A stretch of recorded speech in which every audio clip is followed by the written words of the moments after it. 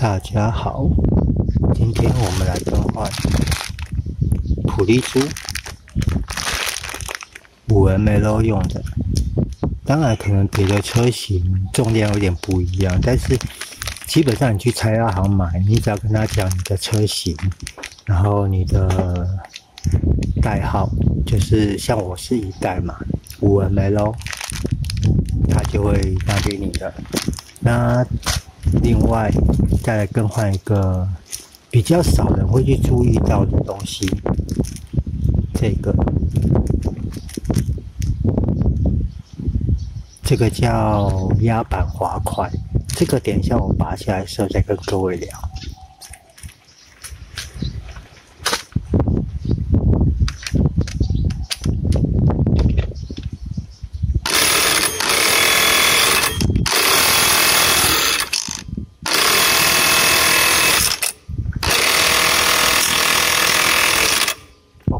拔不下来。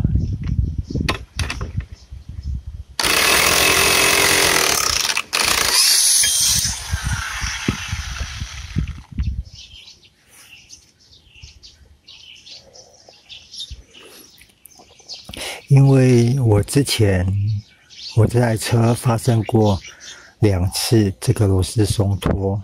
所以我后来有上螺丝胶，结果这个螺丝胶太硬了，粘得太紧，所以刚刚拔了比较久。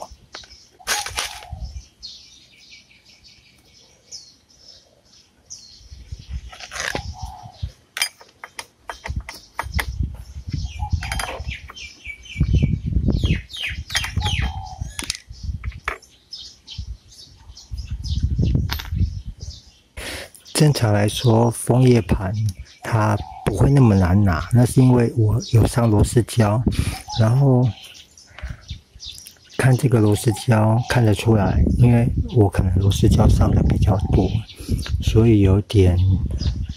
搞到这个枫叶盘有点粘到曲轴心上，所以再加上我就一只手，所以没办法很平均的拔，所以会拔比较久。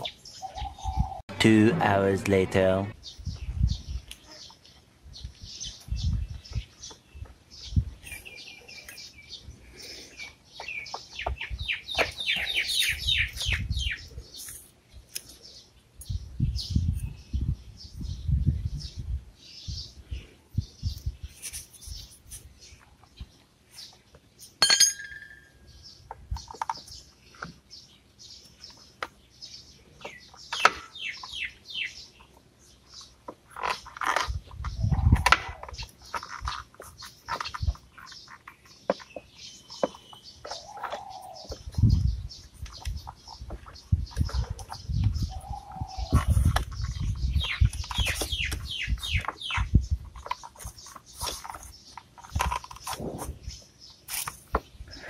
然后普利盘再拿的话，最好是尽量连后面的那个压板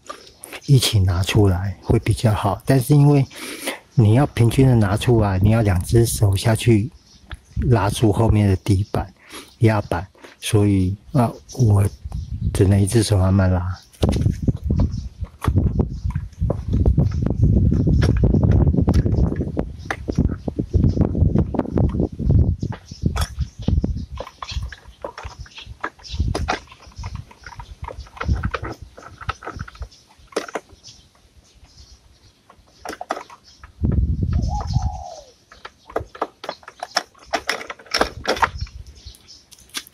好，现在就拿出来了。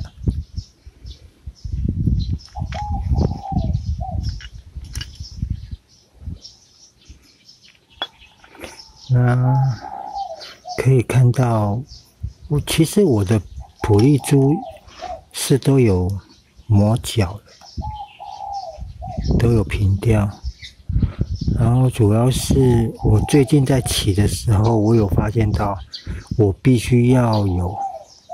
油门加更大一点，也就是说，必须要更高的转速，才能维持一定的速度。也就是说，假设时速60好了，我在时速60的时候，我可能油门，假设我油门开1/5，我可以骑到时速60，但是我现在发现我必须可能加到2/5，我的速度才有办法上到时速60，然后再加上我有发觉到可以看到我的这个滑块都破掉了，像这边都裂掉了。当你的普利珠会出现不正常的其实普利珠在使用过程中一定都会磨损，就是一定会有磨平的现象。像这个，这样应该看得出来，这边都磨光了，然后这边还不错，就是因为它其实都是单向受力。然后6颗普利珠，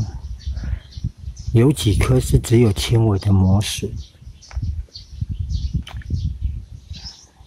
但是有的磨损的就很严重，而且再加上我之前乱配，我之前有拍过一片自己变更普利珠的重量，像这一颗就是当时我磨的。我用2组不同的重量，就是3颗下去配，像这个就是没磨过的，然后这个就是我那时候磨过的，也很有可能是因为这样子啦，它变成说，其实3颗配最主要就是因为希望它在不同的转速下会有不同的表现，因为比较重的珠子比较好甩，所以重的珠子会先甩开。把普利盘撑开，然后另外3颗再往外挤，其实这种配法各有各的说法啦。那我是建议，除非有经验，要不然就是尽量就是6颗一组下去配就好。那像这3颗都是当时我自己磨的，我改变它的重量，然后这3颗就是原厂的，重量不变，但是看得出来，因为可能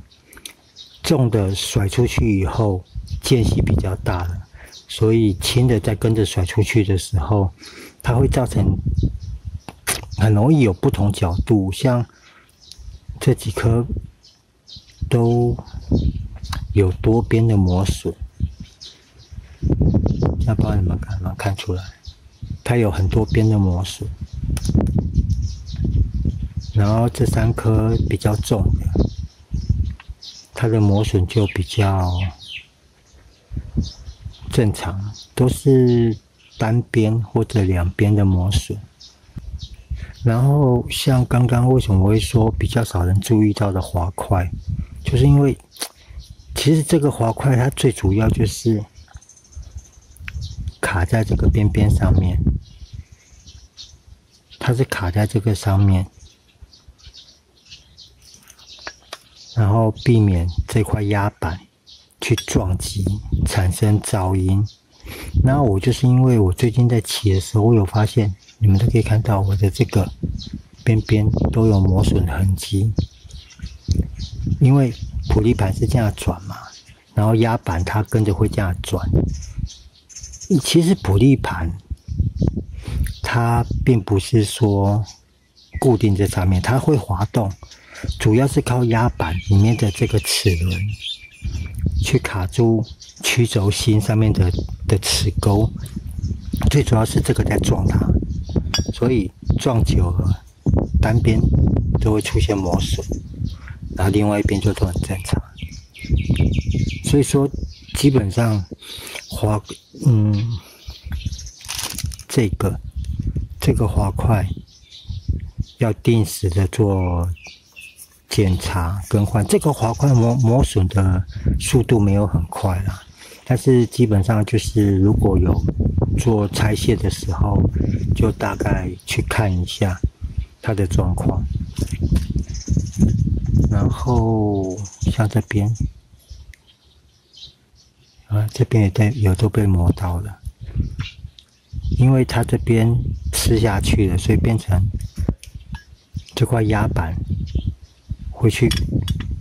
的边边，像这边会去过度的摩擦到这边，所以跟着它那边就是会有磨损出现。我也就是我在骑的时候，我会听到很轻微的金属撞击声。那我一直以为是别的零件松掉，就像我前几片拍的那个这个引擎吊架下方，就是引擎那个吊耳里面的那个金属的轴承发出的声音，我一直以为是那个的声音。然后我那一次拆是没有错，它真的是有间隙出现，但是声音应该没那么大声，没那么明显啊。然后后来我就想想，我可能普利珠太久没换，再加上我最后一次拆普利盘的时候，我就有发现到有这个现象。其实这个该换了，因为磨得蛮严重的，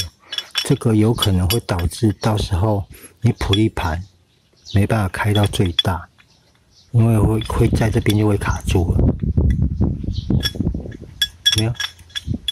这样讲懂我的意思吗？所以如果你们也有这种现象的话，就该这个普利盘就该做更换了。那我的进站只是我的代步车，所以我对它的要求并没有那么高，再加上没有那么多预算去做更换，所以我只能更换比较有立即危险性的东西。好，稍等我一下，我把这个上面一些普利珠流出来的皮带灰啊，普利珠的那些灰垢清洁一下。那清洁上拿化清剂喷一喷，或者刹车碟板清洁剂清洗也可以。然后拿个竹筷子啊，或者拿把刷子做辅助清洁就可以了。基本上这边就确保它的干净，不要有油污，不要有脏污。然后顺便检查一下普利珠的轨道，你看，像这边这一块，像这种脏东西都会影响到普利珠的滚动，这个都要做清洁。然后观看一下它的轨道，滑动的轨道有没有很明显的变形啊，或者说凹陷，像出现这种状况也都要做更换。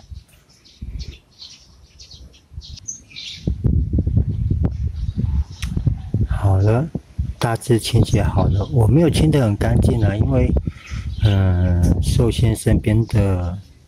资源关系，我只是做重点的清洁而已。那还有中间这个套管，这个也要检查，因为这个套管是让它在里面滑动的，所以一定要确保它的顺畅度。你不能让它有过大的间隙啊，或者说会卡的这样子，这样都不对。所以这个也要做检查、做清洁。但是这边不太建议上油哦，因为很有可能油会喷到这里面来，所以这个也要做检查。然后这块压板，其实可以看得出来，压板它普利珠在压板上的工作范围就是这一块而已。黑色烤漆被磨掉的地方就是这边是普利珠的工作范围。那就是也是要检查看看有没有凹陷啊，或者说过度的磨损。其实你的普利珠如果没有发生过破裂，就是里面的金属裸露出来的话，基本上这个不太会有磨损出现。然后再来就是看这个齿痕，中间这个齿，因为这个齿会卡在曲轴那个芯上，所以这边也要做个检查。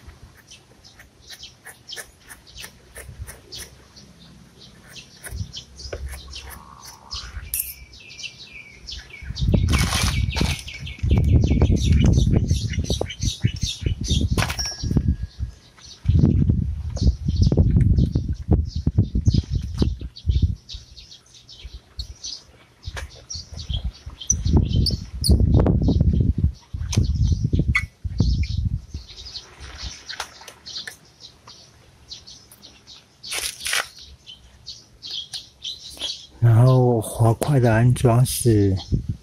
上面这边可以看得到，它一面是有点类似多边形，一面是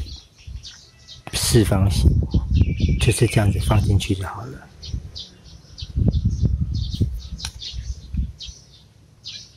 这样子，因为如果你四方形的放到这边的话，它是放不进去的。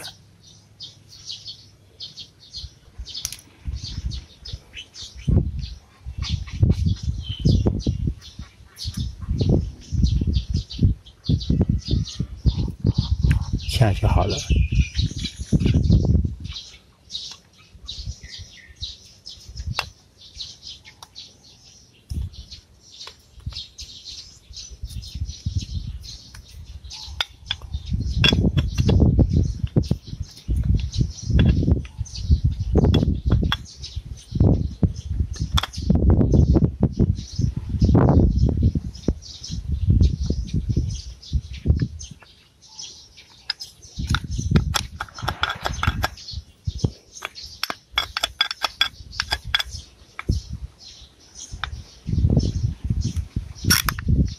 我怎么觉得好像我这个滑块有问题的感觉？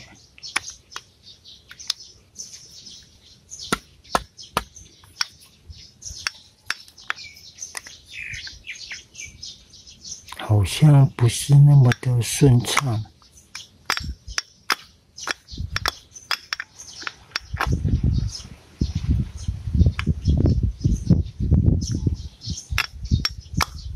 这样就好了。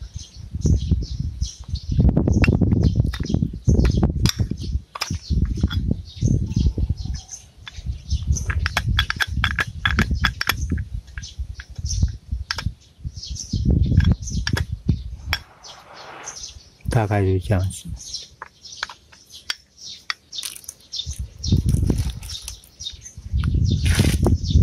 然后原厂的普利珠可以看到，它一边是有多一个边，然后一边是，其实应该两边看起来是一样的宽度，只是可能视觉上你会觉得这边的边会比较厚一点。那最主要的分辨就是上面有4条钩，有没有？上面4条钩。然后因为普利盘的运作，引擎的转向是这样子转。我们这样看的话，它是逆时针，所以它在撞击的时候，最容易受到磨损的是这个面，因为这样子嘛。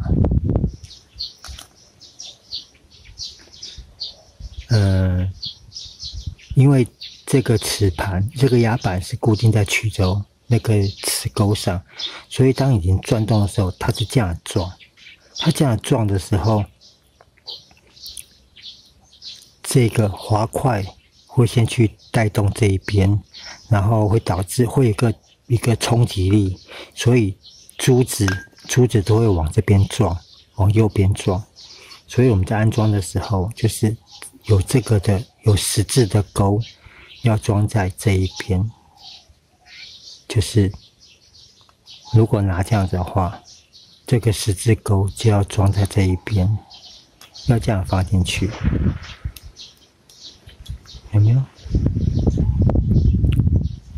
十字有沟槽的那一边要装在这一面。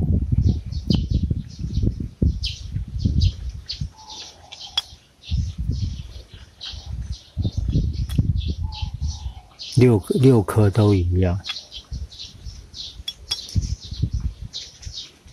其实我觉得他画这个4条钩，最主要就是减少它的摩擦，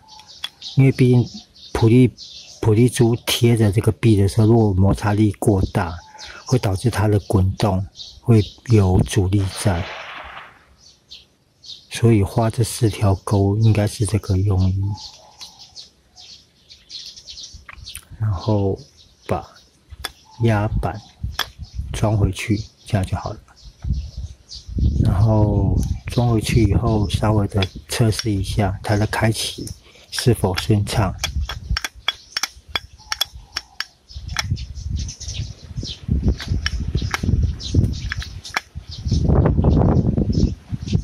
组装上大概就是这样子，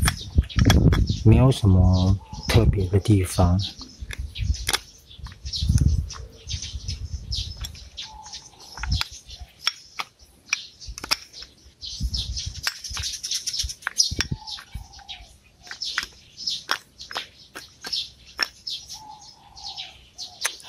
我这个边好像没有清洁到，有没有看到？还是有脏东西在上面，我再清一下。然后大概清洁完，就像这样子，这一边我清洁完了，然后这边还没有，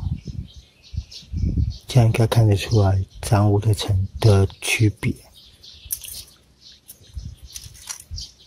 然后这个清就找个平面的东西贴着它，这样下去刮干净就好了。你不要太大力刮哦，你不要伤到它的本身的铝材，只要把外面的脏物刮掉就好了。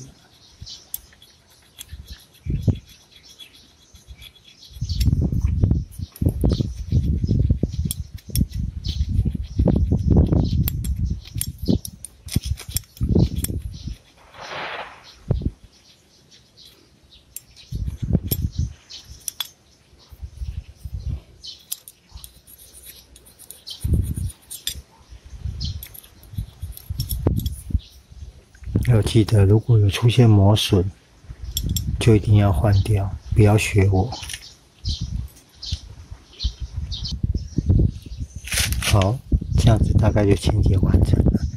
基本上普利盘的清洁就是只要会去阻挡普利珠的滚动跟压板的滑动，还有套管的滑动跟这个面皮带的滑动，只要会有影响的东西都必须做清洁。那在之前的影片我有介绍过普利盘这个就是皮带滑动的顺畅度的检查，其实看得出来我们应该怎么说，我最常骑，其实我算骑得蛮快的，我的摩擦都在最边边，所以可能用手摸的话，你会摸到大概在这一块跟这边会有一个凹陷。其实基本上厂家一定是说只要有出现凹陷就是要做更换，但是实际上还是就看各位的环境而定啊。像我还是选择不更换，因为毕竟花钱的东西不是我最喜欢的。然后还有一个重点就是里面那个套管，它这边你仔细看的话，它里面会有一个沟槽，这边也要稍微的注意一下，因为我之前是有在里面灌了点润滑油，所以因为毕竟这个还是有高温，所以要去检查里面有没有东西会去卡到，会跑出来，导致套管在滑动上的阻力。像这样子就算不错了，它会自己掉出来。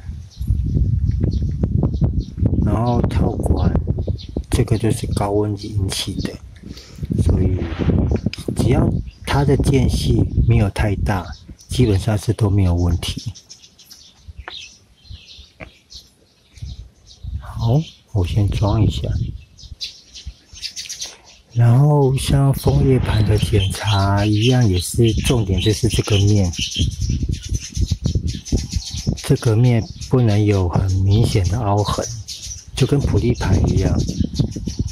那像这个都是之前这颗螺丝松掉，然后磨到 case 造成的。然后在组装的时候要切记哦。这个面跟普利盘的面，就是皮带所接触的面，千万不要有油。你有油的话，会导致皮带打滑，这个会很麻烦。如果油污太多或太严重的话，很有可能会导致皮带吸的油太多，它会呈现一直在打滑，那到最后连皮带都要换掉，所以这个要小心。然后我刚刚准备组装的时候，我有发现，就是这个启动盘，对，这个应该叫启动盘，对，它这边有很多有点类似脏污在上面，一块一块的，那个会去影响到这个的结合面的平整度，然后所以这边也要稍微做一下清洁，还有这边也要做清洁。然后我有发现，在压板跟启动盘之间有一块这个，我不确定这一片是不是原本就在那边。那既然它在那边，就让它在那边。然后重点是这个上面也看得出来有卡很多脏东西，这个也要做清洁。那如果你们因为我不确定这一片是不是在那边的，所以我只能假设它本来就在那边。那如果你们的没有的话，就是启动盘的那个面跟压板背面的这个面要做清洁，让它尽量平整。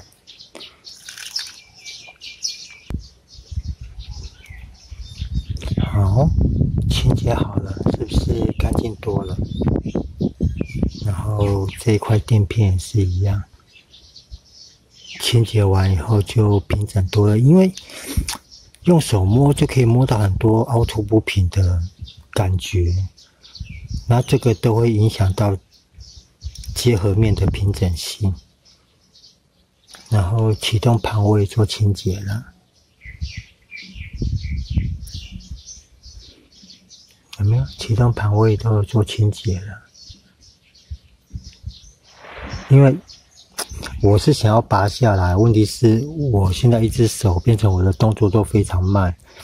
然后时间也不早了，所以我只能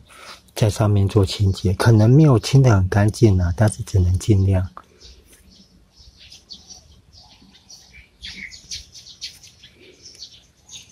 然后像压板内部的这个面跟套管的两头也要稍微检查一下。然后我刚刚在清洁的时候想了一想，这一片放在那边，虽然它的厚度很薄，但是有可能会去影响到，因为这个长度是固定的嘛，你今天如果垫一片东西在里面的话，很有可能会造成它的长度缩短，所以而且也有可能会影响到普利盘上去皮带的直线性。当然也有可能垫这一片就是要把它垫出来，这个我不确定，只是我觉得这一片在那边好像没什么道理。那我先选择把这片拿下来，就是不装。然后就先这样子啊。如果有人知道这一片是不是应该在那边的，可能再提醒我一下。然后像套管内部，我不知道这样有没有看到，里面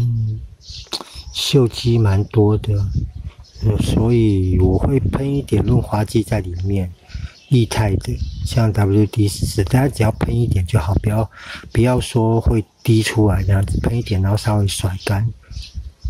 用意不是让它润滑，只是让它不要生锈而已。就喷点润滑剂进去，有没有看到？喷完就很亮。然后就是尽量不要让它生锈，因为你生锈了会妨碍它的滚动，那也有可能会咬死。然后喷完就大概甩干，如果可以的话，里面的锈做一下清洁也可以，拿一把很小的刷子里面进去刷一刷也可以。然后因为我真的被那个螺丝松脱吓到好几次，所以我都选择上螺丝胶。那螺丝胶它有分它的怎么讲？它的硬度，基本上建议用蓝色的就好。像我用这个有点绿色的，这个有点太硬，像我刚刚打就打不太下来。所以如果你们要上螺丝胶的话，稍微留意一下。然后螺丝胶在上哈，不要多。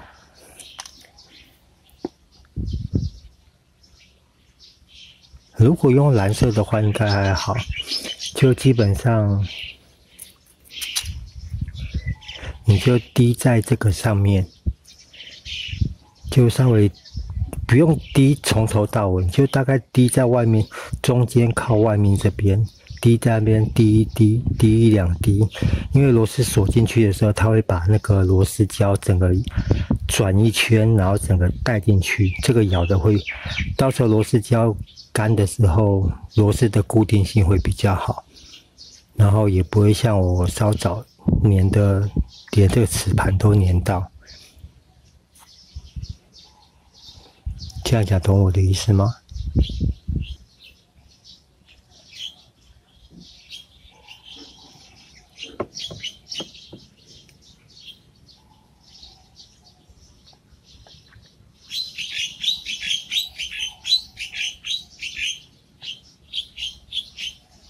就像这样子滴在那边就好了。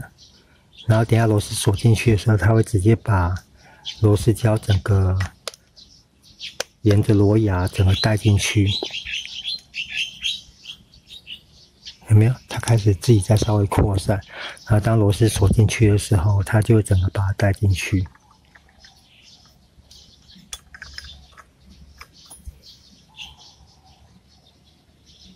然后螺丝在锁的时候，一开始记得皮带一定要松，然后用手把枫叶盘固定平均，然后先用手把螺丝带进去。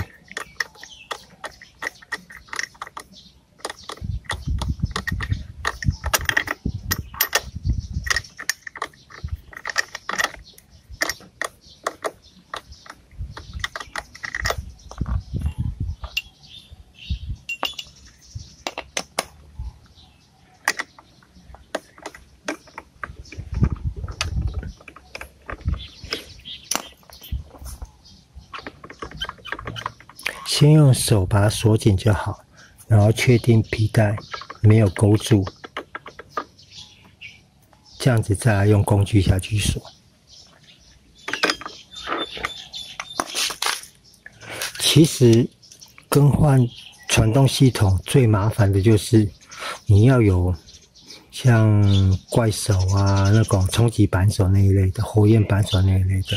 因为这两颗螺丝是最难处理，除了只要这2个螺丝拆得下来，锁得进去，基本上没有什么难度。然后像后面这个开闭盘，像因为我只有1只手，所以我刚刚在撑开闭盘的皮带的时候，这边应该看得出来皮带已经松开了，所以皮带才会这么松。因为我只有1只手，我拉不开开闭盘，所以我是拿撬胎棒，因为撬胎棒它这个头比较平，你在撬的时候尽量插到正中间，然后1只手稍微扳一下，这只手是就是这只手这个撬胎棒是取代这1只手，然后稍微扳一下它就开了，这样会比较省力，要不然拉皮带很难拉。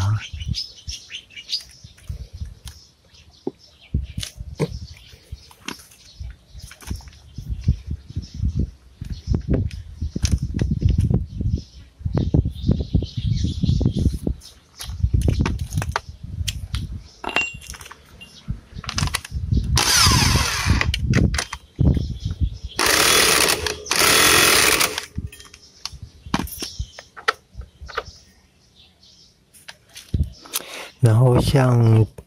锁这颗螺丝一定要注意哦，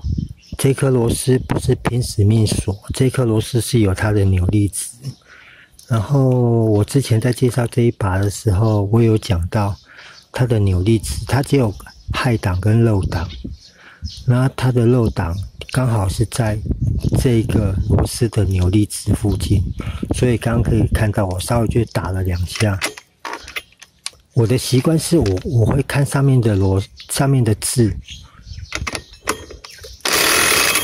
只要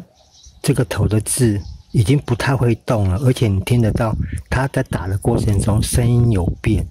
但是这个要靠经验啊，这个用讲的可能我怕你们不是那么的清楚，所以我只能说扭力值一定要注意，因为这个螺丝如果你打的扭力值太大，这个螺牙只要有伤到，你就必须去更换曲轴，因为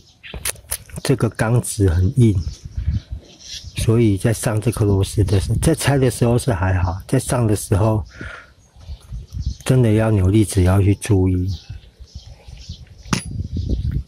因为以前我曾经有朋友就是车也是坏在外面，没办法在外面让人家用，结果骑回来没多久螺丝也是松掉，那我有去帮他一起用，结果我发现他的螺牙都已经真的那个螺丝锁进去，螺丝可以前后的抽，那个牙都已经伤得很严重了，他到最后也是没有办法整个曲轴换掉。好了，那今天这个前传动组普利珠的更换跟滑块的更换，然后一些拆装上的清洁保养跟拆装上需要注意的重点的解说就到这边咯，谢谢各位，拜拜。